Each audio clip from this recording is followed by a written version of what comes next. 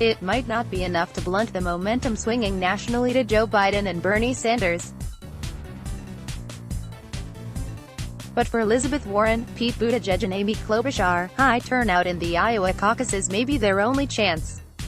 1 week from today in Iowa, Warren and Buttigieg will flex their organizational advantages for the first time, and Klobuchar will test the extent of her appeal to rural Democrats.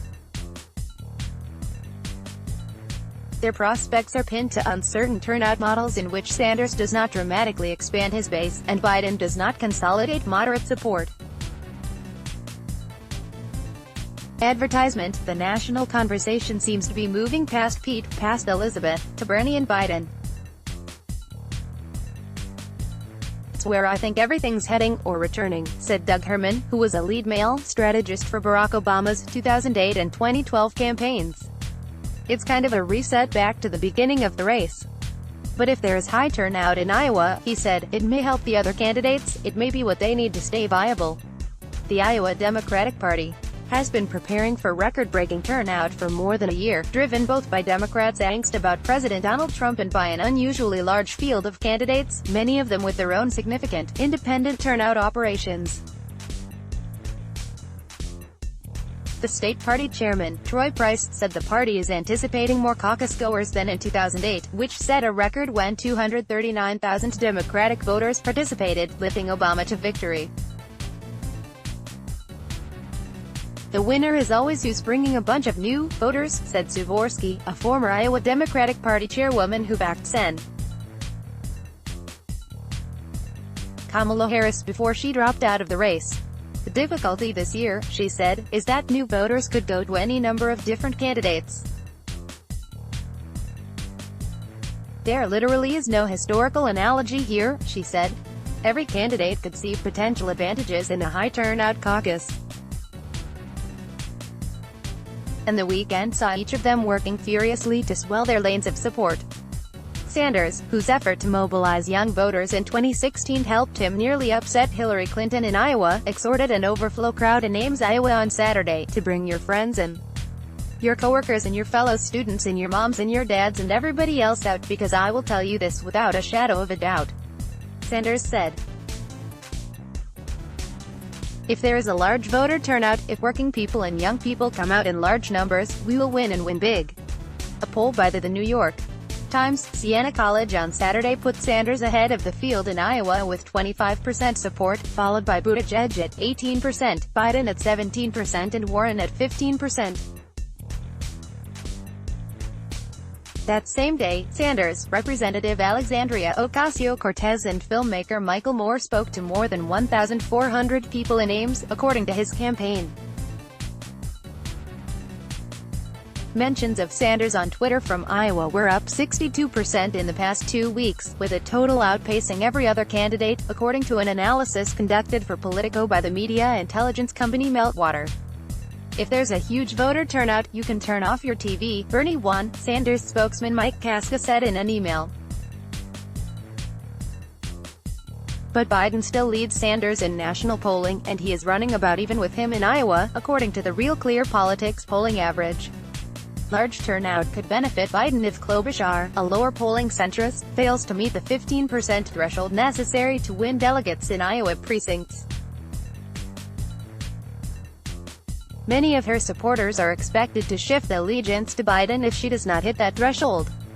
If the surge is younger, you have to think it helps Bernie and maybe Warren, said Jeff Link, a Democratic strategist in Iowa. If older Democrats and independents decide it's worth participating this time, it probably helps Biden and maybe Buttigieg. Campaigning with Biden in Iowa on Sunday, Rep. Abby Finkenauer asked every voter she met if they were planning to caucus. For those with children, she queried whether they would bring them along as observers or volunteers.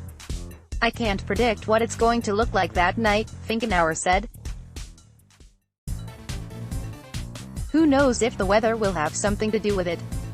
I've been joking with people, saying, we need to get snowmobiles, I don't know. But things feel really good on the ground here.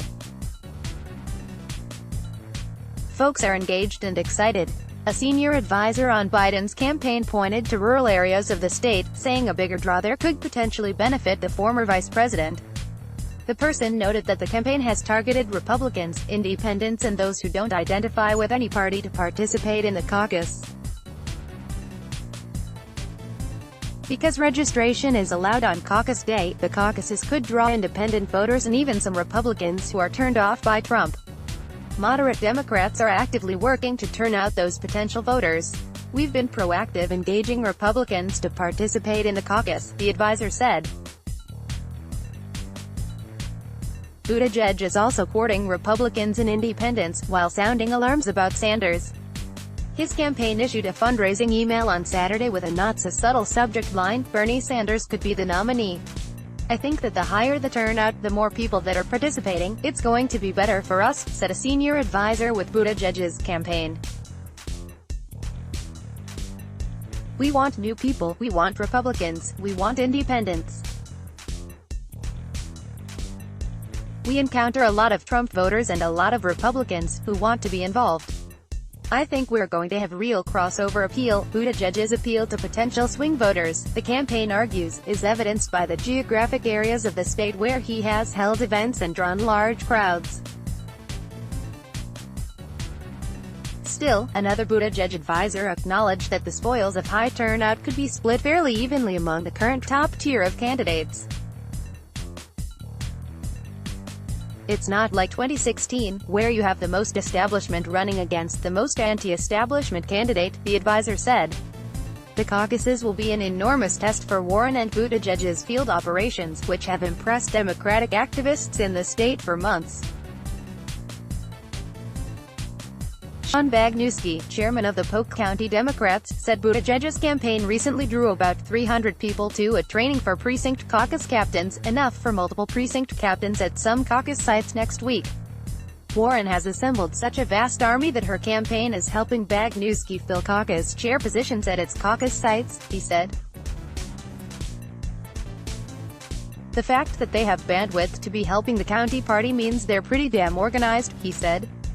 A lower turnout election is still possible, and the lack of a spike in Democratic voter registrations has caused some observers to temper expectations. But two strategists familiar with campaigns in Iowa said multiple campaigns were urging supporters in at least some areas of the state not to register until the day of the caucuses, a ploy to prevent other campaigns from targeting them ahead of caucus day.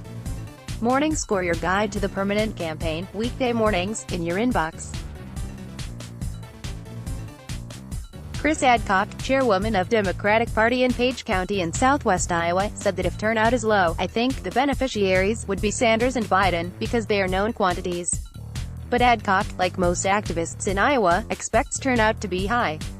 She has added caucus sites in her county, and she said Klobuchar and Warren's campaigns could be rewarded next week for months of working really hard. Organizers of a caucus site in Ankeny, just north of Des Moines, said they are expecting 100 to 150 more people to caucus Monday than did in 2016.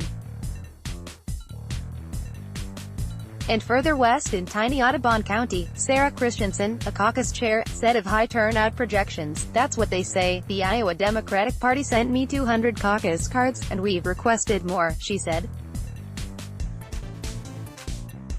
"I don't know if we'll need them, but I get the sense that we might." Holly Otterbein contributed to this report. Let's block ads.